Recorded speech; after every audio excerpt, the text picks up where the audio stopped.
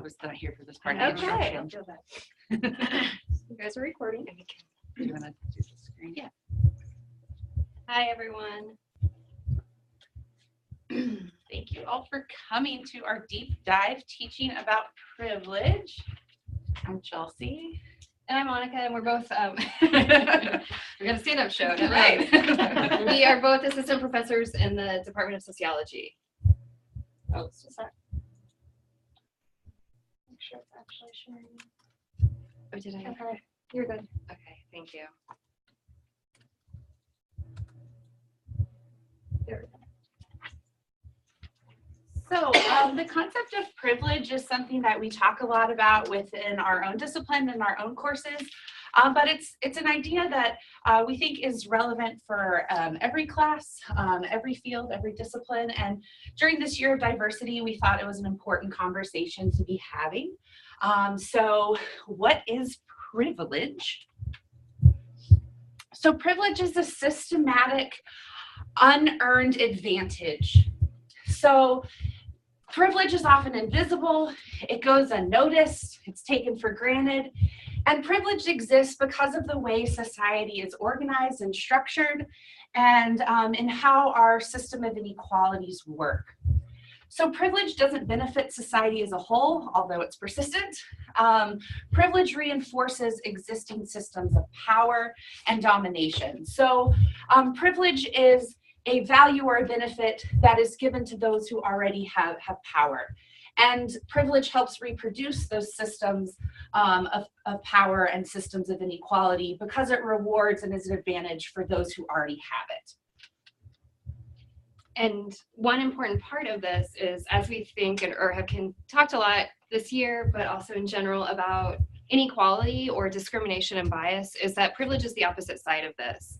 So it's also a freedom from the discrimination, inequality, bias, etc. And one important aspect is, as in the second bullet point, it often goes unnoticed and taken for granted. And oftentimes there's resistance to acknowledging one's privilege or a lack of awareness that one has privilege, and certainly as it exists in the structural sphere.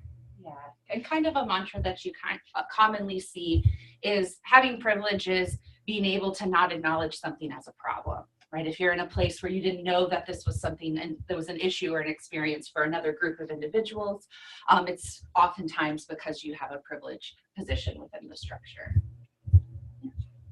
So why does privilege matter and how does it operate? So we're kind of thinking about privilege in two ways in our roles here at a university, and that is privilege as it operates within the classroom, and then privilege as it operates within disciplines or within the larger academy or field overall.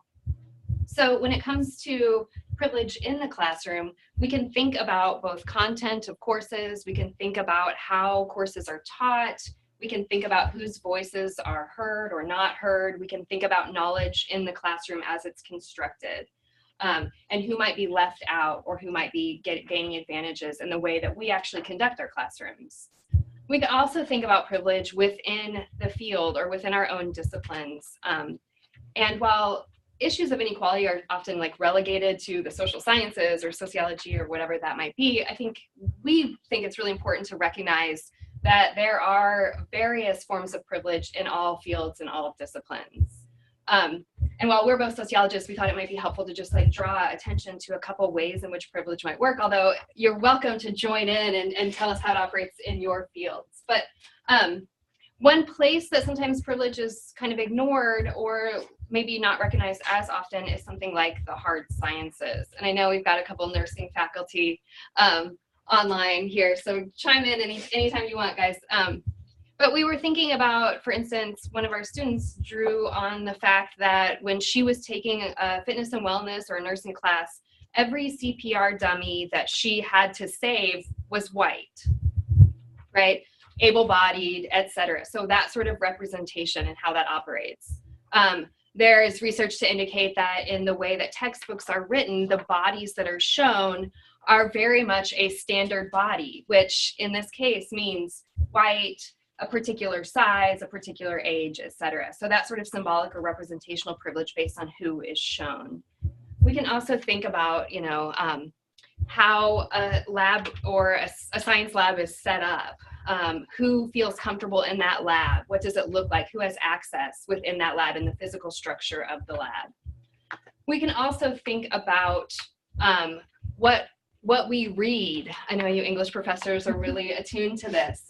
Whose voices are represented as experts in our fields as we're presenting that to students. So again, reproducing privilege or being part of that reproduction of privilege ourselves as scholars and as teachers. Another way we might recognize privilege is how our campus or how our spaces are constructed in ways that benefit certain individuals at the disadvantage of other individuals. And it's something, again, how privilege operates. If you don't notice, then it's likely that you have that privilege to not be concerned about how to navigate a space. So that might be, I think, something we're starting to be more aware of is if you're able-bodied, how you get around this campus versus not being able to. But also, if you have a baby, where are you going to change that diaper on campus? What restrooms are you going to use? Who's represented in our materials and that sort of thing? What pictures are available on our president's wall, etc.? Are you represented? Are people like you represented or not? Yeah, and kind of also broadly thinking about taking this to careers and into your fields. There's a big push to celebrate and recognize diversity within the workforce, but when you have a diverse workforce, those systems of privilege are just going to disappear because you have different people, and being able to recognize and engage with how privilege is embedded with how your company is organized, how you hold meetings, things like that. So if we can teach the skill of acknowledging and recognizing privilege, it's something students can take to their careers as well, beyond just saying I can recognize and celebrate difference. Yeah, does anyone want to offer any examples or insights from their own fields or disciplines and where they see this in operation? I'll try to jump in. This is Glenn. So I'm teaching an intro to lit class, right? Intro to literature class right now. And one of the reasons I chose the textbook is because I think it has a lot of representation of women writers and writers of color as compared to many other college literature anthologies. And yet I was noticing today in an activity we were doing, most of the writers who, there's no pictures in this book. It's literally black and white. But the writers whose names sort of scan as not white, where to look at their names, you could probably conclude that they are not white. Virtually all of their pieces are clearly about color or race or discrimination. They're not about love, so they've chosen to include, the Rita Dove poem that's about like being a black woman, not her many poems about growing up or falling in love or things like that. And so that's sort of a weird kind of tricky, tricky way that in some ways this textbook is working against a tradition of privileging white male voices, and in other ways it's, I don't know. Mm-hmm. Well, and that element of privilege that you're always representing your race or your gender if you're a minority status, right? That's part of how privilege works, and it sounds like though the text made strides, it still is falling into that trap. Yeah. So on the other side of things, so for instance, being white, then you're allowed to have a multidimensional scholarship, right? And not be pinpointed as, well, you must be the race scholar because you are black, or whatever that might look like in your own fields. So being taken for being a more complete or more multidimensional human overall. Any other examples anybody wants?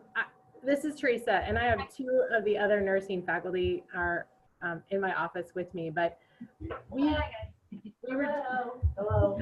Did you miss the sun? We were just discussing how our profession is predominantly white females, and it's quite a struggle to increase diversity in our profession. But in some respects, it's also very hard to get some people of our profession to understand what white privilege really is or what it does look like. Mm-hmm. similar to Teresa, I was thinking about that in regards to librarianship. Not only is it very white, but it's a very female-dominated profession. However, that notwithstanding, when you look at leadership positions in libraries, I think it's something like men make up, 20% of the librarians, but they hold more than 50% of the director leadership type positions in libraries across the board, not just academic libraries. So you definitely see, although there are not many men, which I mean, you want more men in the profession, they do dominate leadership roles within the profession. It doesn't really reflect the body of librarians as a whole.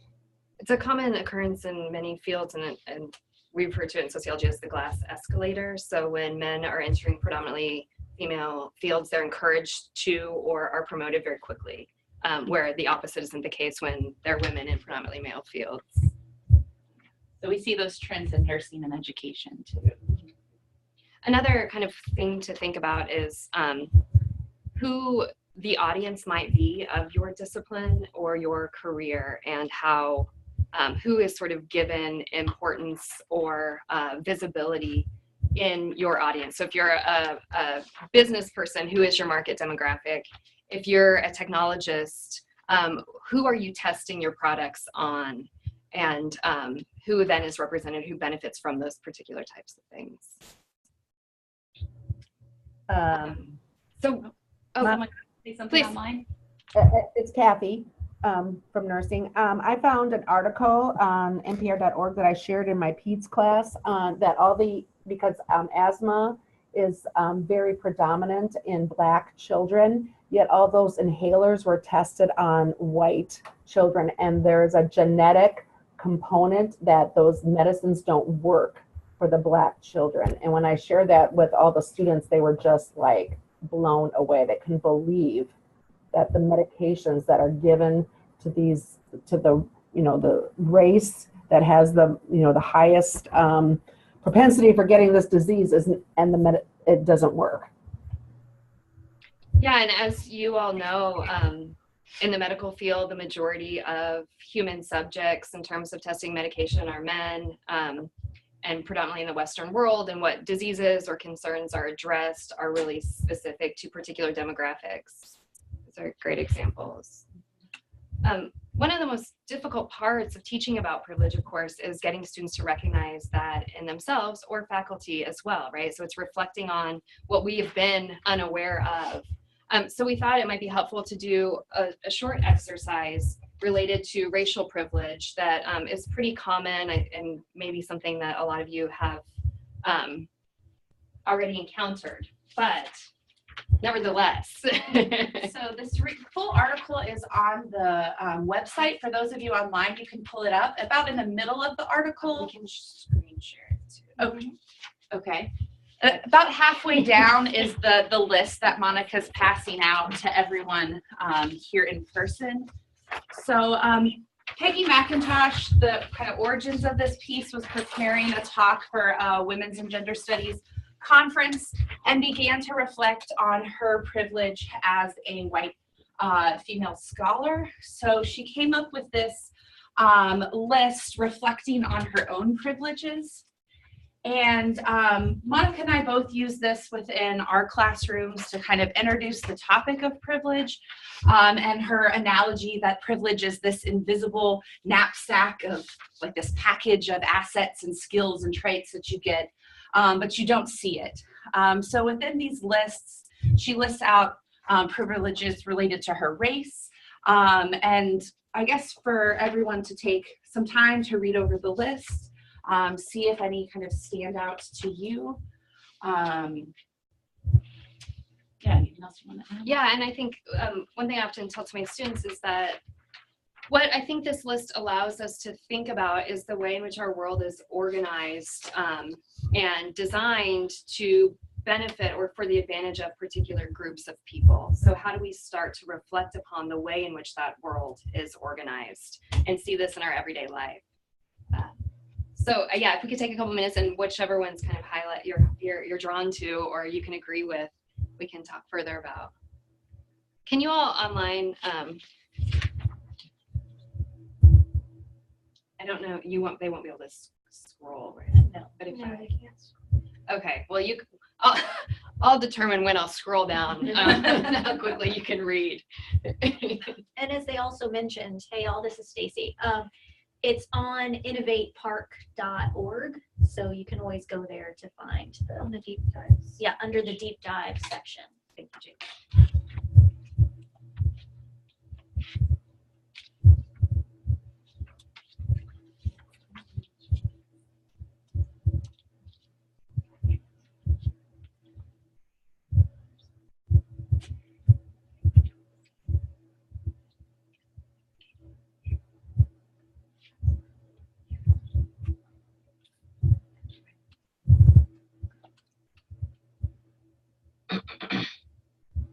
Feel free to talk to each other.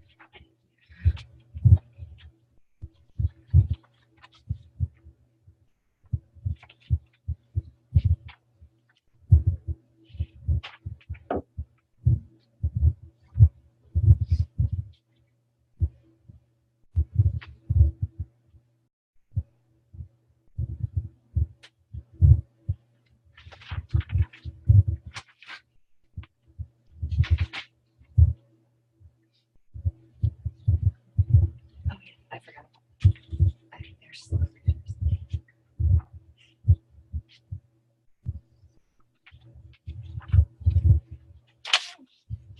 You're white. What do you think white people would say?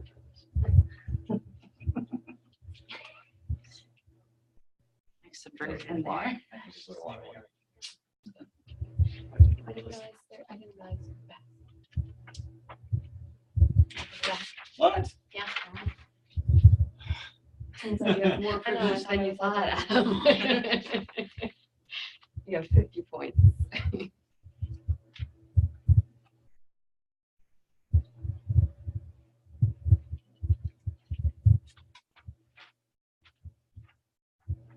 Give everyone a You little can more get white time. privilege down to just 20.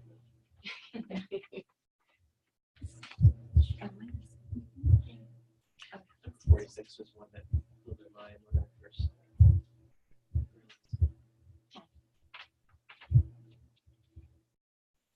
It wasn't me who realized it. It was somebody who pointed it out to me. And I had the typical response of, "Oh, come on, Band-Aids," and then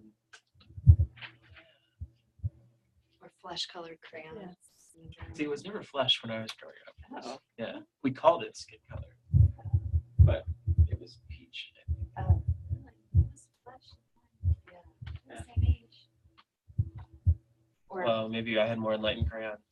You had the 256 box color, set Yeah. versus the or 24. pantyhose, nude pantyhose.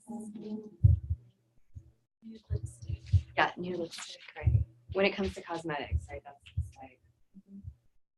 And the diversity and range of skin tones and cosmetics. Right. Too. So let's talk about these, if there are particular ones that you find compelling or important. Actually, there were a couple on here that I thought. I know she said she thought that they tried somewhat more, or tried to tie things more to skin color privilege than class or other types of privilege.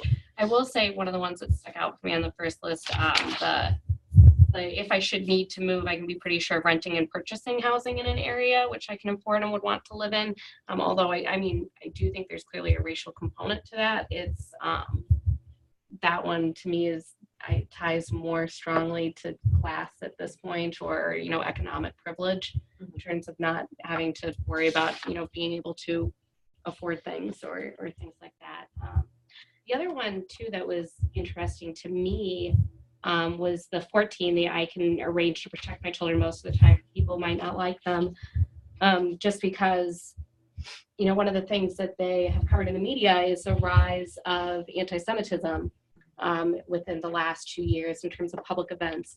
And as someone who married into a Jewish family, I identify as white and have not really had to think about that much. But then when I think about, my son's experience, especially with the last name, that for people who are anti-Semitic, it's a name that would probably identify as Jewish to them, that was one of those first ones where I clicked in and I was like, oh, this is something, even though I didn't worry about it myself growing up, like I will probably have to worry about it for my son, because even though his father's family is culturally Jewish, at least for us, as opposed to practicing Judaism, he's still probably too Jewish for someone who would be anti-Semitic. And so that was another one where I was like, oh, I didn't have to think about this growing up, but this is something that realistically I will have to think about this more, like going forward.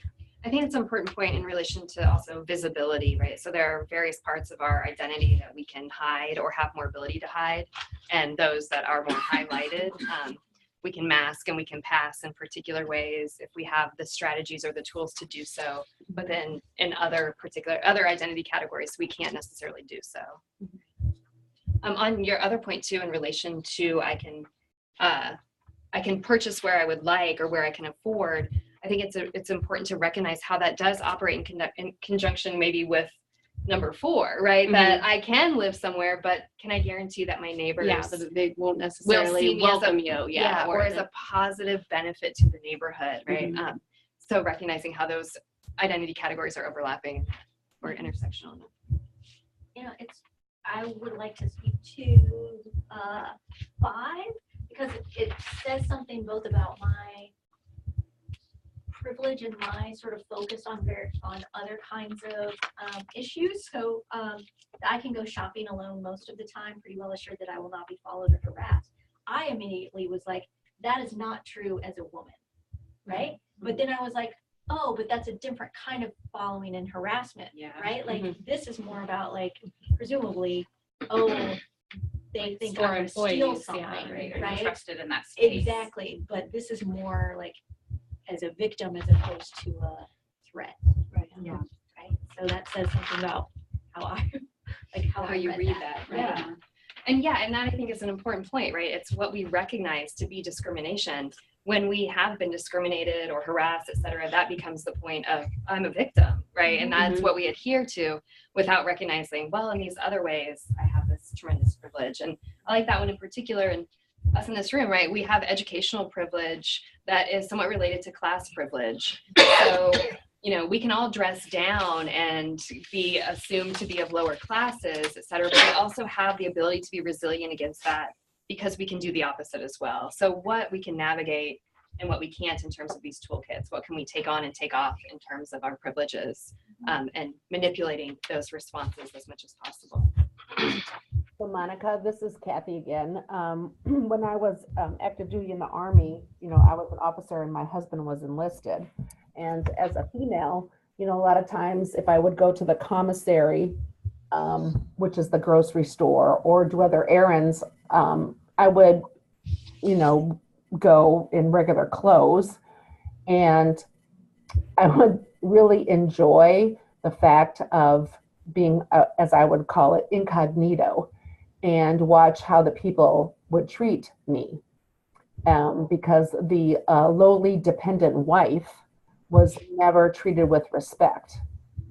Dependent wife being, the active duty soldier, would have his dependent wife, and they are like lower than low. And so I'd get to the checkout, and they're not being the civilian employees were not being very respectful. And then I'd whip out my green active duty ID card, and it would say officer, and they would just jump, all over themselves. And I would think to myself, gotcha, because you should treat everybody with respect. And I always found that really humorous to go out incognito on the base and watch them fall over themselves after being extremely rude. Yeah, I think it's an important point in those moments when you're assumed to be something versus when you have to prove yourself to be. So who gets the benefit of the doubt when you are stopped by a police officer or when you're asked a question by students or whatever that might look like versus who has to claim their expertise, show their credentials on a continuous basis. So it's a great privilege to be deferred to in whatever you want to be deferred to. Yeah, having that option and ability to take on an office is a form of privilege. Jeannie, were you gonna say something? Speaking to both Stacy and Kathy's points, yeah, I mean, I actually used to have to be on WIC, and the second you pulled out that governmental assistance, I mean, you were looked down upon, no matter what you tried to do, because people just assumed you were taking advantage of everything. They had no clue that I was almost finished with my BS. They had their items scrutinized. Yeah. And I mean, you heard the comments that were constantly being said. I was constantly being harassed. And now look where I am today. They don't know that people are trying to better their lives. I like that you brought that up. I think we don't really recognize the ability, those of us with privilege, to eat what we want, to eat as healthy or as unhealthy as we want, to buy whatever we want at the grocery store without being scrutinized. So, you know, I can go to the grocery store and buy a 12-pack of beer. Not that I would never do that. Right? But nobody's going to judge me due to my appearance. Whereas if you were to do that and then also be paying for something with WIC, you'd be highly scrutinized. So the ability to actually eat and consume as an adult, and we all eat well and we all eat poorly and et cetera, is a great, great freedom. Or I can go through a fast food drive-through and nobody's going to think that I'm a terrible person who's uneducated and can't, you know, feed myself and I'm going to soon have to rely on Medicaid or something like whatever, those sorts of assumptions, right? So eating and moving through the world, navigating this world in ways in which you're not scrutinized, which you are invisible, is a great privilege. Yeah, Val. I think reading through this list is, even if you're not a person of color, and there's, you know, we're a very homogenous group here, you know, we all have our own disadvantages. I'm reading through this as a woman. I'm reading through this as somebody who grew up in poverty, and all of the ways in which, you know, I don't know that I can speak in public to a powerful male group. But then when you put the race component in there, you know, I don't know if I could speak to a powerful male group without having my gender, you know, put on trial.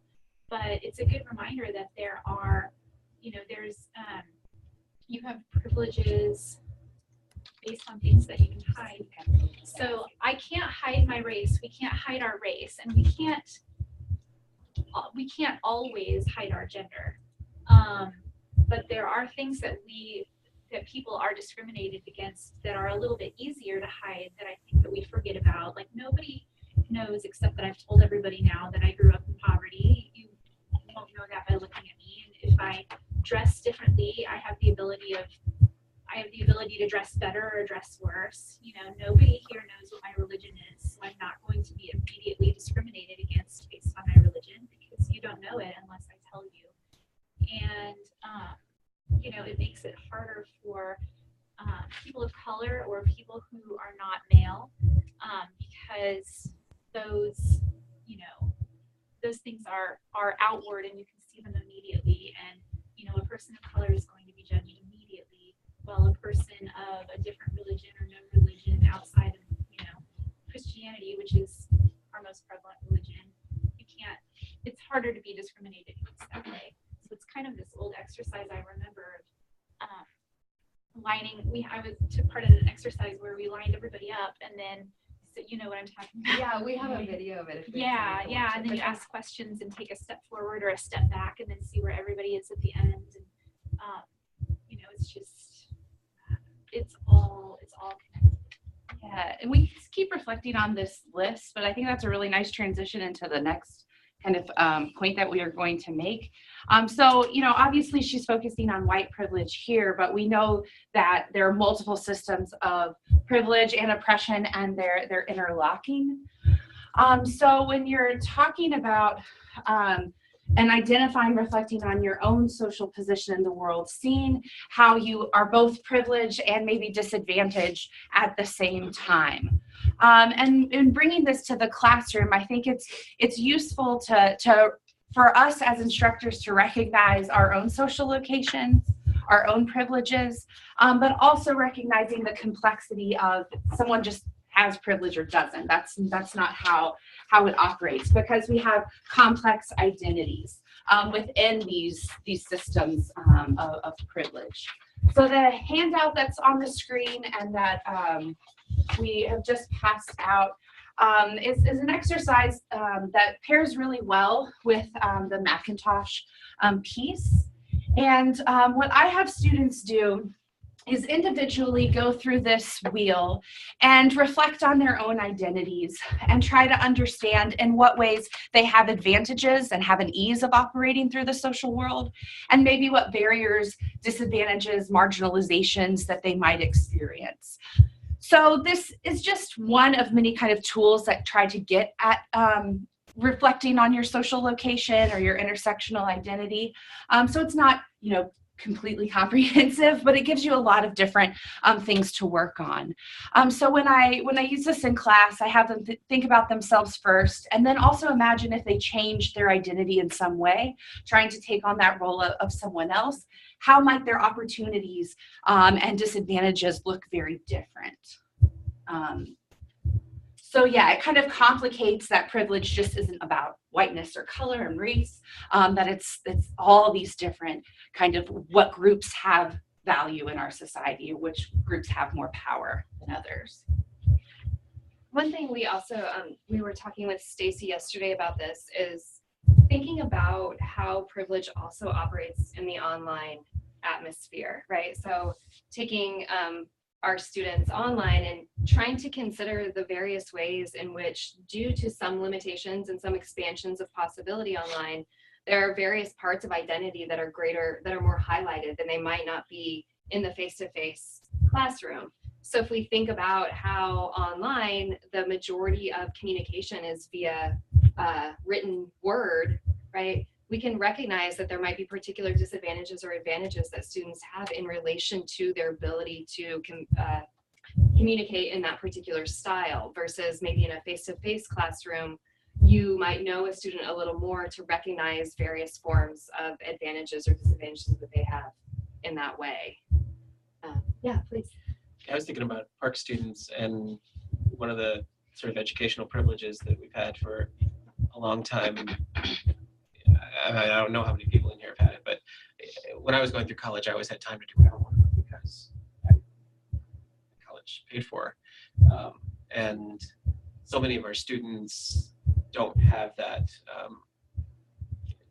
don't work with that, and yet our expectations for their work doesn't change based on that.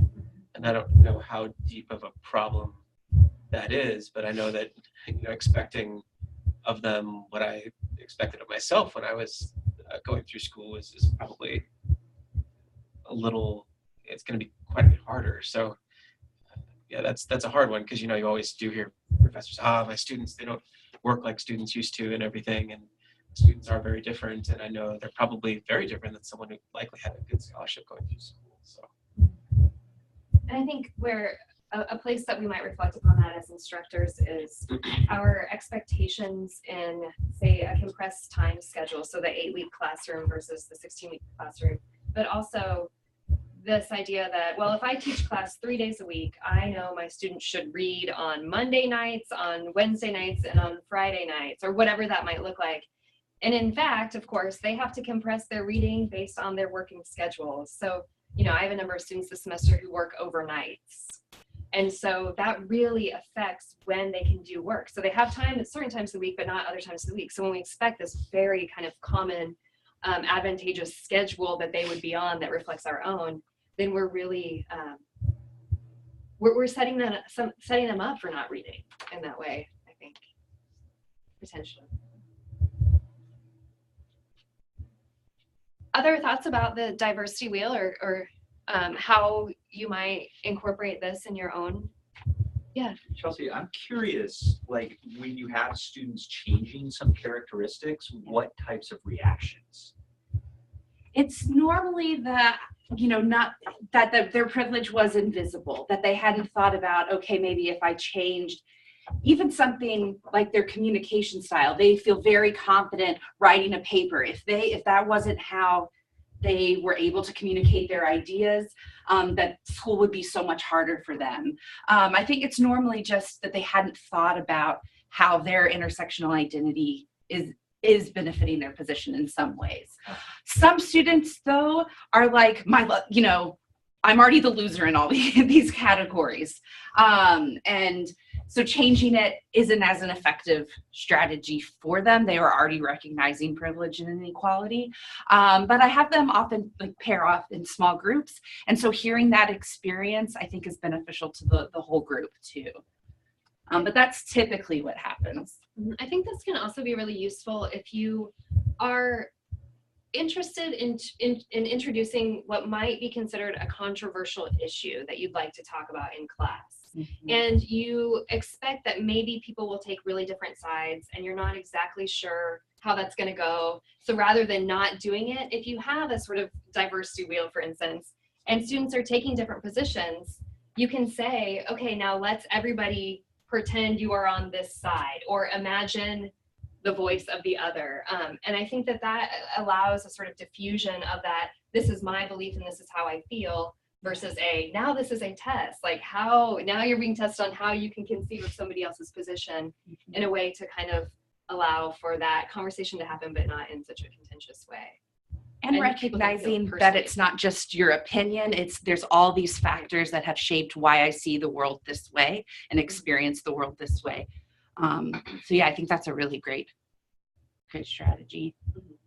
I have a question / problem. I'm not even sure how to articulate, but I've noticed that there's like sort of increasing sort of majority groups, I think sociologically, whenever you have privilege, who have sort of taken on a victim status, right? Sure. So the notion that, like, I don't know, white men can't get into college anymore.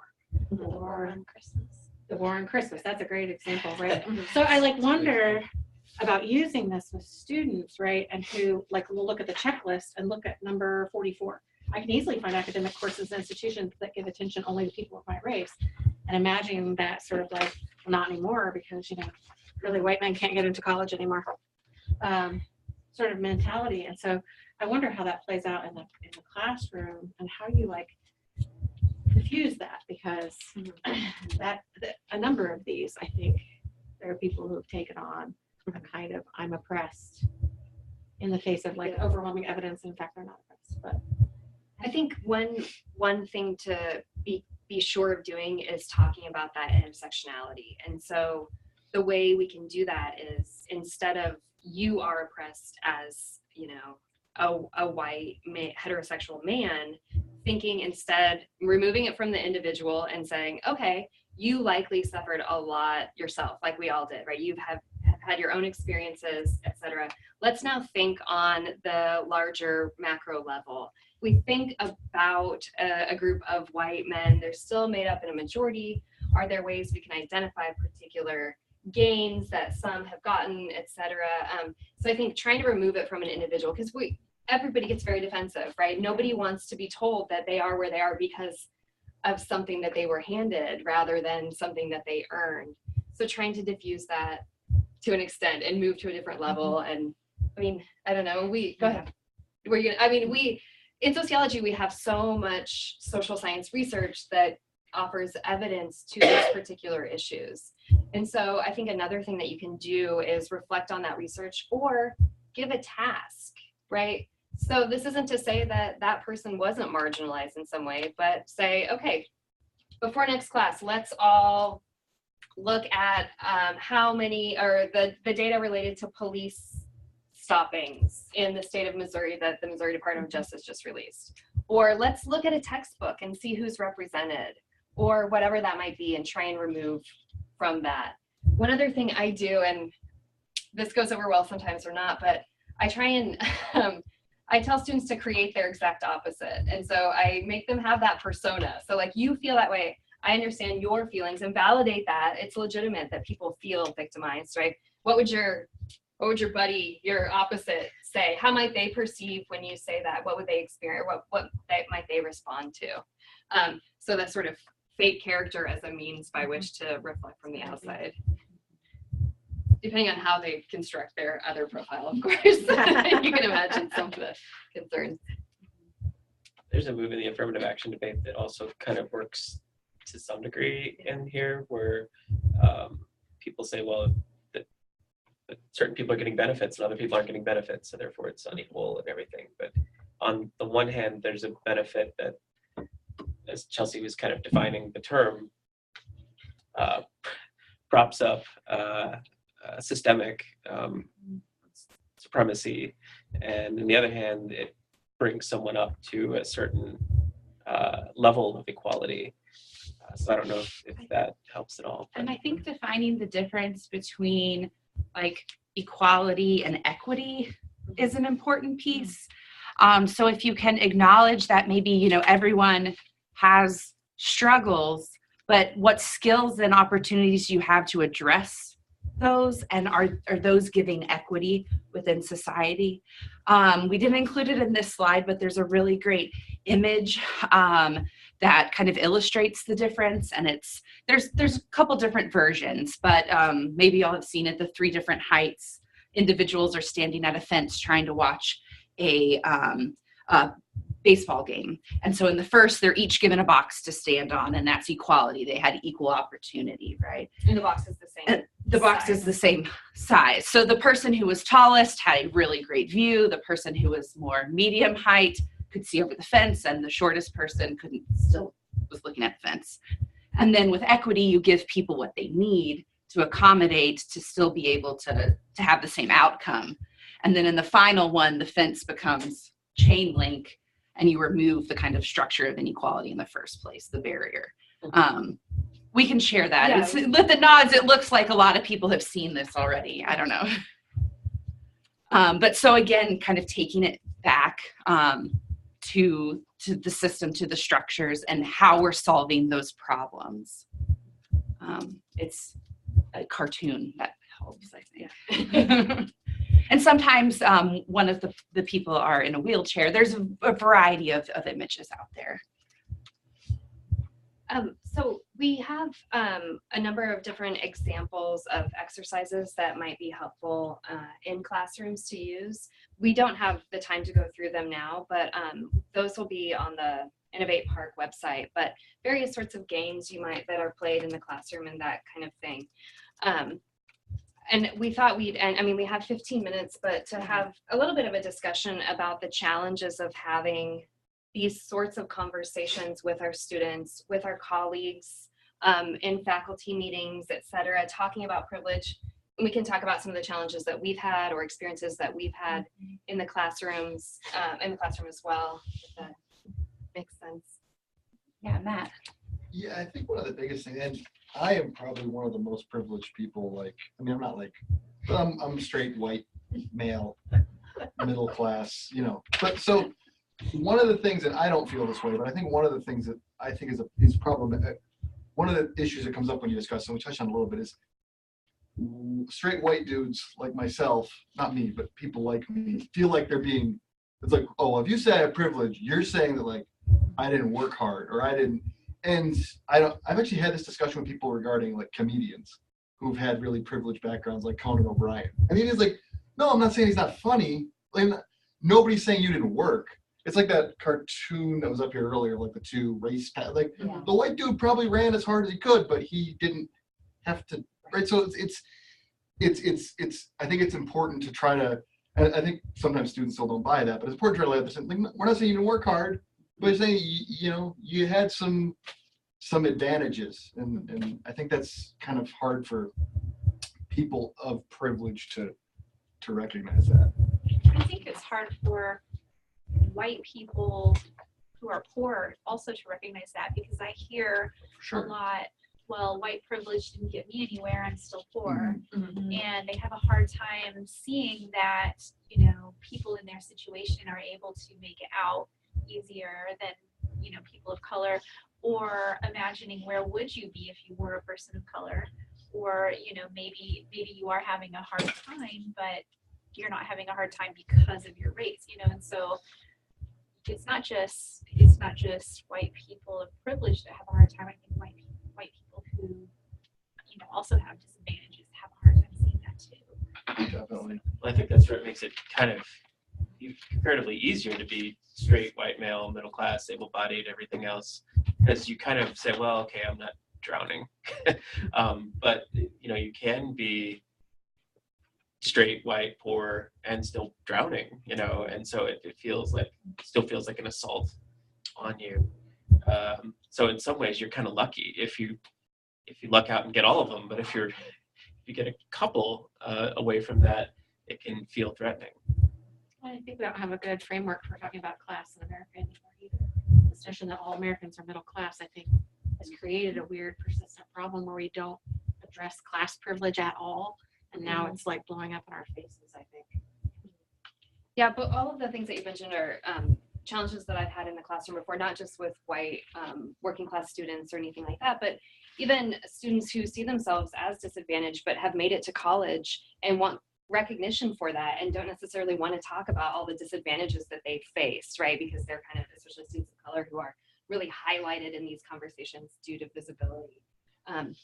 And we know that our demographics of students here at Park, that most of them come from poor backgrounds, lower income backgrounds. And so they do have a lot of pride for being here, and they deserve that pride. And so trying to remove this isn't about you not being here or anything else. It's about who else might be here along with us that isn't, because they face greater barriers to success than what we may have faced, right? So rather than saying like, this is an indication that you've gotten too much, although that is, of course, privileges related to that, but trying to recognize what are we all missing when we take advantage of privilege, or when we are faced with this sort of privilege. Who else might be here? How might the content of our knowledge production be different? What writers might be represented? What scientific achievements may be focused on, whatever that might look like. So recognizing those spaces where we're missing people, rather than trying to say, no, you don't deserve this, because that is certainly not what the message that we want to send. So again, one of the challenges is that students do tend to individualize these sorts of practices and just think about themselves or their own privilege or disadvantage, rather than trying to recognize the system, the structure, the way the world is organized. So trying to continuously kind of push that or think outward is one strategy in relation to that. Another challenge or difficulty with this is the response of trauma, or the emotional response to this. I've had students in class cry when doing the white privilege, the unpacking the invisible knapsack exercise, on both people who have a lot of privilege, racial privilege, being very upset, feeling great guilt, right? And this burden of, oh my God, I had no idea, what have I missed in this world, et cetera. And then students of color who, you know, they're finally being recognized to an extent, and they can't believe that other people in the room don't understand that. So getting really upset in that response as well. So always giving space for students to reflect on this, to offering that this is a conversation that is, we won't finish in this time period, but is always part of our teaching. So trying not to make this, we're gonna learn about privilege this day, and then that's it for the rest of the semester. But I'm always trying to refer back to this conversation, giving students space to really think about that. One exercise that helps with that is allowing students to write their own lists, right? So this is the one that we hand out from Peggy McIntosh, is about white privilege. There's a link online that's lists of other forms of privilege, sexuality, class, gender, etc. But students are great at kind of that sort of own reflection once they understand the exercise, and it's a game, right? It's fun in terms of trying to identify these sorts of things.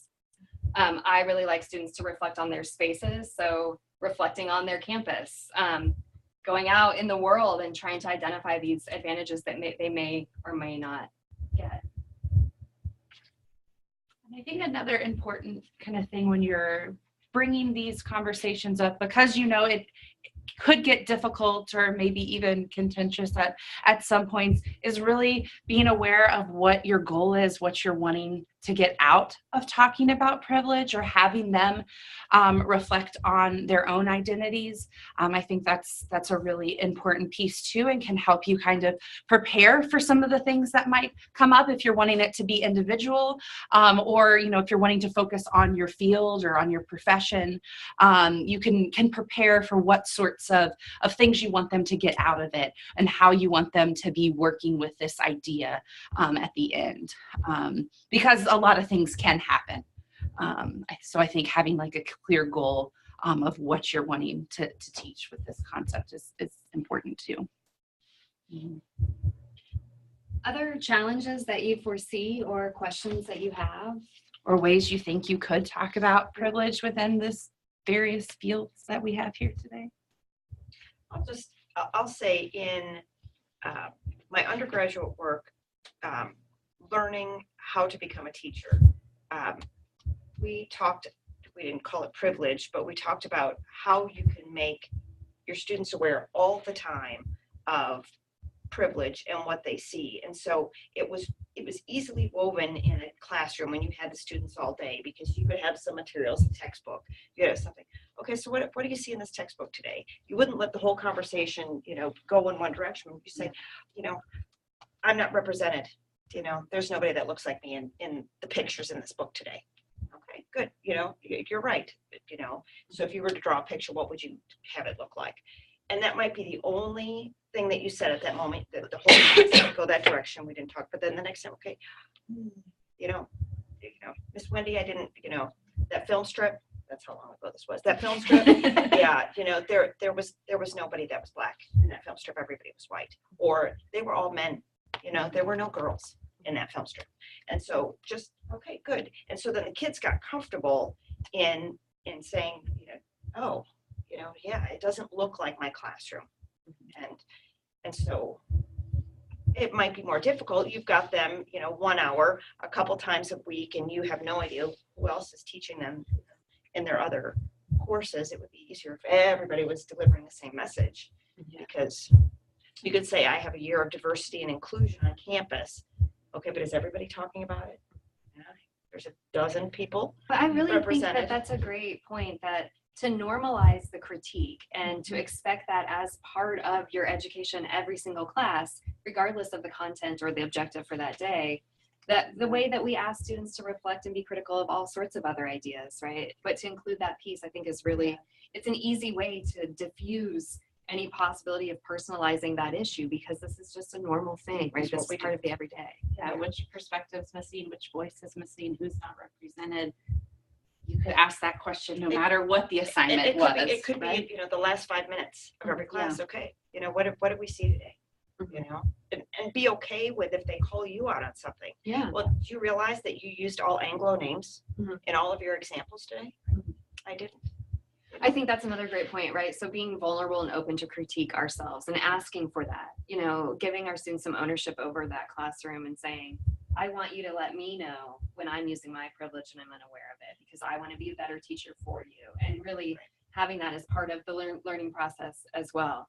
And I've had great success with that when students will say, hey, I think what you said was kind of offensive. What about this? Or because that allows for a conversation, right? If we're open to that. So I'm not teaching. I'm behind the scenes. I do the instructional design for any of you teaching. But one thing that we do is so that students don't look at walls of text. One thing that we do is look for images to put into lectures or homepages or things like that. And something that I have always struggled with is trying to find images that include people of color or people who look different. They all look very white and clean and average, but what we consider average is white and clean and of kind of a vanilla culture.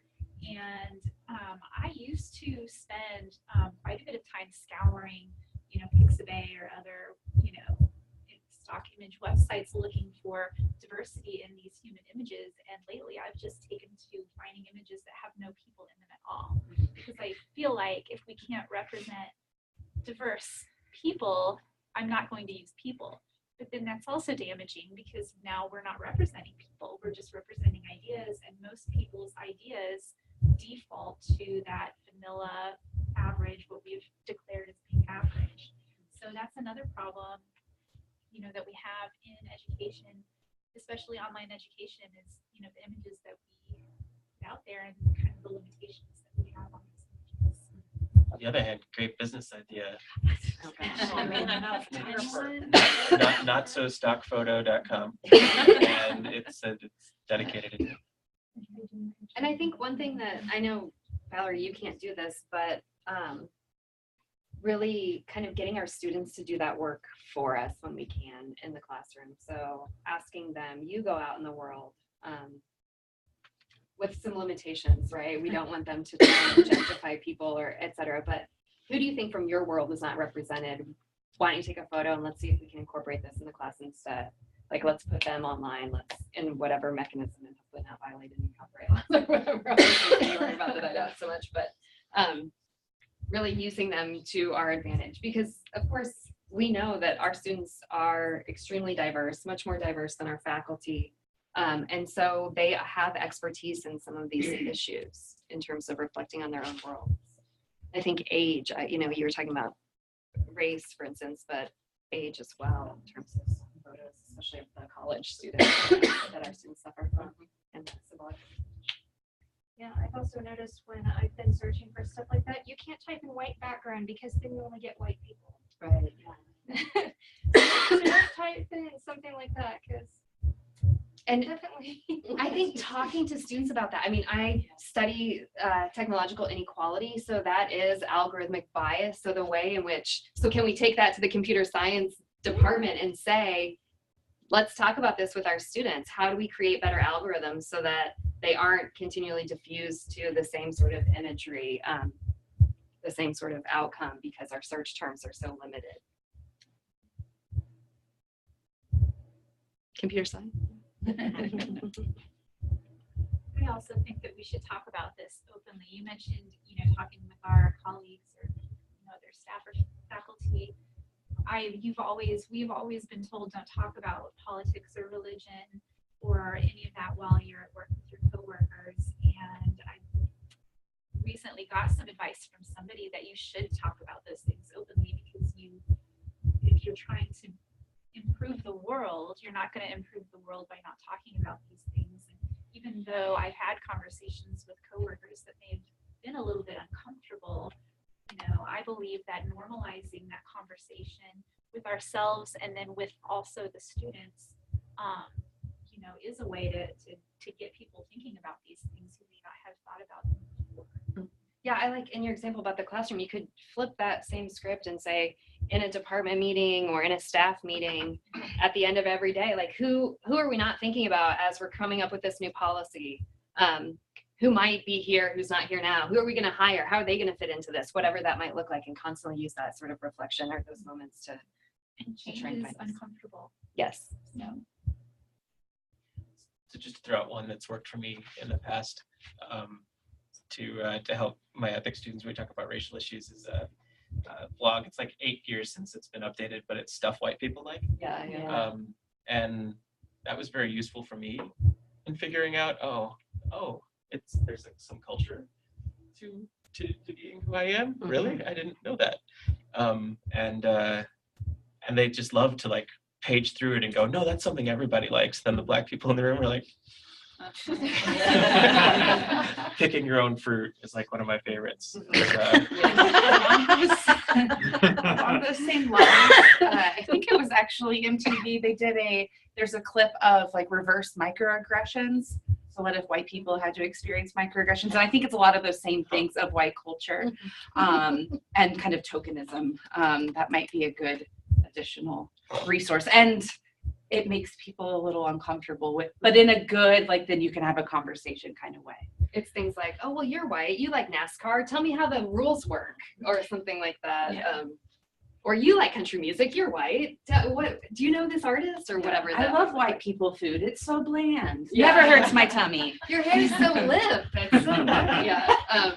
So yeah, it's some good. It's funny and it allows to diffuse. But I think Adam, on your point, especially in terms of rather than recognizing whiteness as a default, that it is a culture as well, right? It's a constructed culture. It's one that we continually reproduce as we enact it. And so the same way that all cultures operate. So recognizing that as a social process, not as a, oh, well, that's just normal. Some people online. Oh, For the record, as you're Googling reverse microaggressions, you get reverse microwaves, which apparently can cool a beer in 45 seconds. I need one of those. so we want to be mindful of time. So obviously there's a lot to talk about in relation to this. We'll put some resources online, but we love talking about privilege. So we're happy to extend this conversation in any way. And we really thank you all for taking this Thursday afternoon before spring break to show up and talk with us. Yeah, right.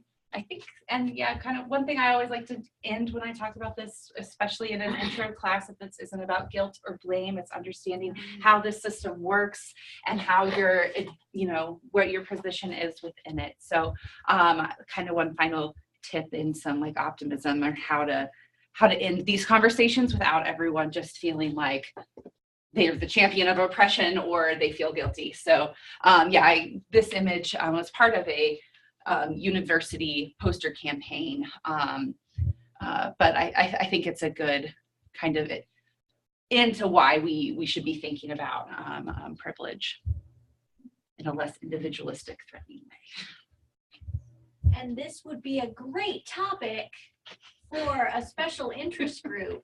For someone in this room. We went there earlier today. To extend the conversation next year. So if anybody's interested, Our sociology program reviewers, the experts that they are, were suggesting that was before they realized all the course development that we need to do. We didn't know that. both and. I don't know that. Yeah. Anyway, thank you both. Thank you. Thank you all. Thank you. Don't you teach political science? Yes. That's